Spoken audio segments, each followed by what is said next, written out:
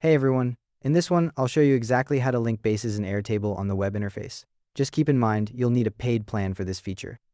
Start by opening the base that has the data you want to sync. This is your source base. In the left side where your view tabs are, make sure you're on a grid view. That's the only view type that works for syncing. If you need to, create a new grid view specifically for this. One thing to note, any filters or hidden fields in this grid view will affect what gets synced. So set up the view how you want the data to appear in the destination base. Once you've got your grid view selected, look up to the top right corner and click the Share and Sync button. A menu of share options will open up. In that menu, click Sync Data to another base. This opens the Sync Settings panel. Now toggle on the option that says Allow data in this view to be synced to other bases. You'll see additional settings appear, including a button that says Sync this view. Click that button, a new window opens where you'll set up the destination for your sync. In this window, first choose the workspace where you want the sync data to go.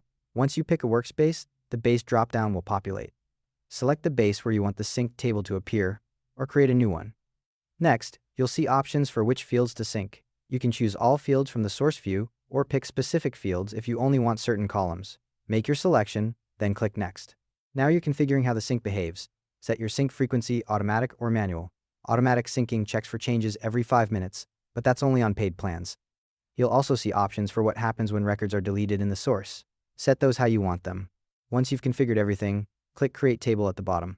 The sync process launches, and depending on how much data you're moving, it might take a few moments. When it finishes, the sync table appears in your destination base with all the data from your source view.